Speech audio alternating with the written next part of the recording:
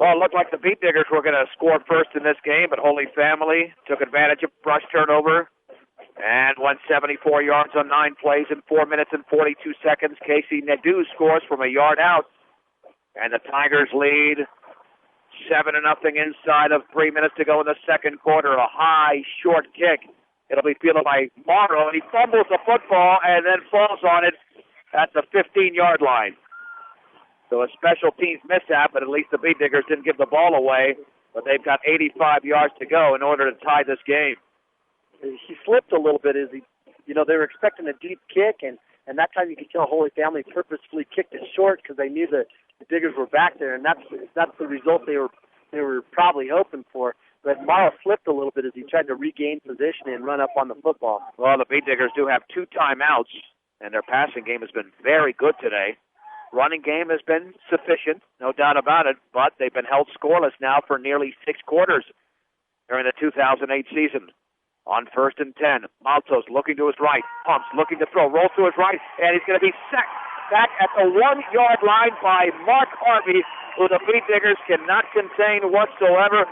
That is a monumental loss of 13 yards. They'll mark it at the 2. Yeah, Harvey's lining up over the Beat Digger, the right side of the Beat Digger offensive line, and he's just having his way there. He just takes off and surges ahead. Now, Dave, that would eliminate the pass play unless it's a quick drop and you throw it out in the flat. And hopefully somebody can get loose.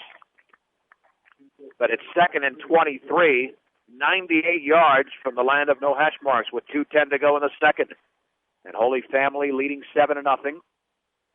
Maltos this time will hand it off, and running to his left is Tyler Booth. He breaks out of a tackle at the 10, and he slips at the 15-yard line. He picks up 13 yards in the play, but again, that condensation, Dave, is playing a factor in this game, especially with Tyler Booth. He slipped on a couple of occasions. Yeah, he needs to hope he's got some bigger cleats there in the locker room because he's having a hard time keeping his footing, that's for sure. But he's been running the ball pretty well tonight for the most part. But again, no points. And unless the Beat Diggers pull off a huge play here, it's not going to happen in the second quarter. 1:30 to go. 3rd down and 10 from the 15-yard line. 2 receivers split out to the left and to the right. Isaac Brost is the lone setback, and Maltos looking to his right, wants to throw, and that pass is well incomplete. Intended for C.J. Kukas at the 30-yard line, but that was actually a smart throw by Maltos because Kukas was well covered. The only thing that I've seen with Maltos that I think can be disadvantageous is that, at least on that play, he looked straight to the right side, never looked off the receiver, and when your eyes are planted on a receiver, it makes it easier for the defense to make the correct play. Yeah, that's for sure. C.J. Kukas is standing at his own 1-yard line. Matthew Lopez is one of the 2 Tigers back to receive. And there's a low line drive. It'll bounce at the 43-yard line, take a Beat Digger roll inside the 50, down to the 45-yard line. That's a 40-yard punt with a roll. Excellent job by Kukas. The punting game has definitely improved, and that time it wasn't a spiral punt. It was kind of an end-over-end knuckleball that went down the field, but it didn't go as deep as the Holy Family receivers were expecting it. It hit the ground, and it gave us a good Beat Digger roll. 1st and 10 for Holy Family at their own 45-yard line. They've got 1:10 to operate before the end of the first half. They lead 7-0 on Casey Nadeau's 1-yard plunge on a 4th and goal. The backs are in an eye for Holy Family. And Gonzalez will hand it off to Nadeau, slips out of a tackle at the line of scrimmage and squeezes his way for a couple of yards to the 47. Tyler Booth made the tackle, grabbing Nadeau around the ankles. Holy Family's lining up in an I formation. He lined up as the fullback that time, and they handed it off to him rather than going to the tailback. And just that little change was enough to squeak out that 3 yards for him.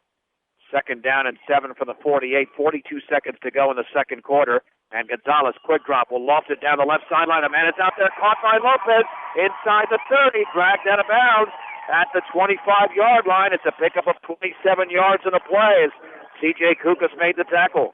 Good thing Kukas wrapped his arms around him, too. Had he not, he would have been off to the races. That would have been a touchdown.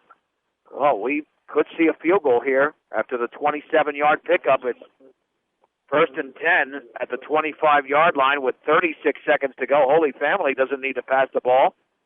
They've got all 3 timeouts, and they lead by 7. A huge stand here for the Bead Diggers if they can do it. Gonzalez to throw over the middle. That is complete as the ball is juggled inside the 15 to the 10. It's a gain of 15 yards, and that catch was made by Nick Welder, and a Bead Digger is down on the play. And I wonder if that is Hansen, and it is. But it's a first and goal at the 10 with 31 seconds to go. And, Dave, it's amazing. About 10 minutes ago, the Bead Diggers were looking crisp. Yeah, now they're in danger of falling behind by double digits. Yeah, it looked like they were just on the verge of starting to control this football game. On that play there, Holy Family again working the left side of the brush defense, kind of picking on the corner out here, and there was a collision there after he made the catch in the run. And I'm not sure who Shea ran into, whether it was a Bead Digger or the Holy Family kid. He took a significant pop. Yeah, sometimes you do run into your own player, and that hurts worse because you're not anticipating that contact as opposed to running into an opposing player. But Hansen is up. He'll have to sit out for the play. And what now? I mean, unless Holy Family makes a crucial mistake, they'll have at least a 10-0 lead. They've got 31 seconds to go, all 3 timeouts, a first and goal for the 10. Well, their backs against the wall. One thing for sure is the corners, the corners and the defensive backs. They've got to make sure that they're not giving them so much of a cushion that Holy Family can just throw those quick, easy slants. Linebackers are going to have to make sure they don't get sleepy and let them just run the ball in. On first and goal, there's the handoff to Nadeau. Slips out of a tackle, running to his right, and he's down to around the 5-yard line, and Holy Family can call a timeout if they'd like with 16 seconds to go. As the play was made over there. At around the 5-yard line, a couple of Bead Diggers converged to make the tackle. The dude's got 85 yards on 9 carries tonight. Yeah, and he's looking good so far. There's no question about it. Just kind of shifty, you know. He runs up there, and a lot of times you'll see him kind of jump stop and then change directions, and it's causing the Diggers to miss a few tackles. The ball is at the 5-yard line. As Holy Family did call that timeout. Like a good neighbor, State Farm agent Greg Mullen is there.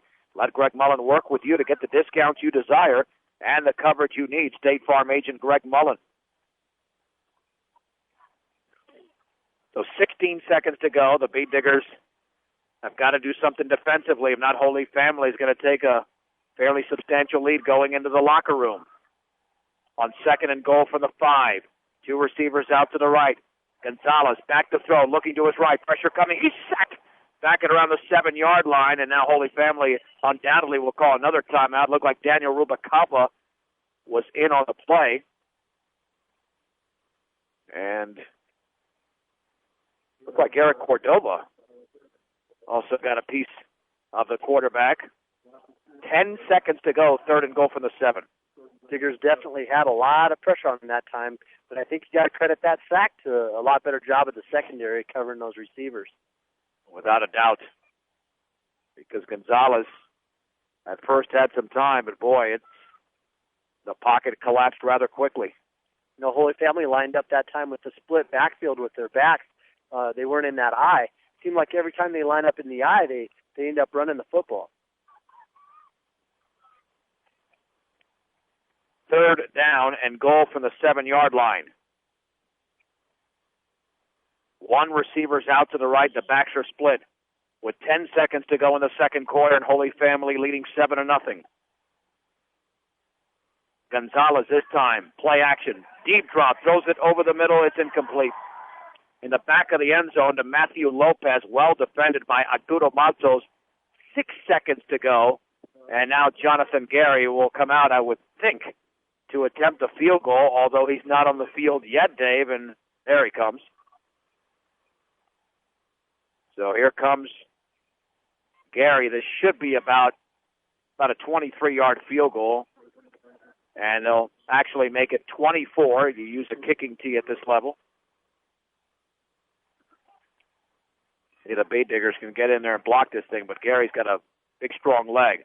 There's the snap. It's down. The kick is up, and it's partially blocked. I believe it was blocked by C.J. Kukas. No, Brad Bass got in there, and he partially blocked it, and the Bee Diggers have dodged a bullet with 3 seconds to go. You bet. Great play there by Brad Bass. Remember last week, he almost made that block against Fort Morgan. He just flew in there, and he's so fast from that defensive end position on that block formation, and he just did a great job on that play. Well, now the Bee Diggers will, I would think, take a knee and just take it into the locker room, trailing 7-0, and you've got to think that Brush has got some momentum now. Yeah, they got to be excited about that and being able to hold them there. And their back was against the wall, and they held there, and they didn't let them run the football, and then they stopped 3 good passing plays. Now, we've got a Bee Digger timeout. We'll keep it right here. I'm not sure why. I mean, they can use the timeout, but if they go 80 yards on this play, everyone, including you and me, will be shocked. Yeah, I'll be shocked if Brush really goes for it. I think they were probably maybe a man short out there or something. I'm not sure why they called that timeout. Holy Family, though, they're worried about it. Their coach is right down here on the near sideline. He's got all of his guys grouped up, and boy, he's talking right there to his defensive backs, and he's pointing down here to the south end of the field. I think he's probably telling his guys, make sure nobody gets behind you. Cargill Meat Solutions takes as much pride in the community just as they do in the products they provide to the consumers of their products. That's Cargill Meat Solutions, part of the KSIR B106 Scholarship Program. All right, 3 seconds to go before the break. The first quarter took 19 minutes. This has taken half an hour in the second quarter. And Maltos is back to throw, rolling to his right, plenty of pressure. He's going to be sacked. He's going to hold on to the football, and now he throws it away. No intentional grounding is thought, because I think they'll call it a sack and a loss of 12 back at the 8-yard line. And that's the way the first half ends. With the score, Holy Family 7, Brush nothing on 1010 KSIR and KSIR.com.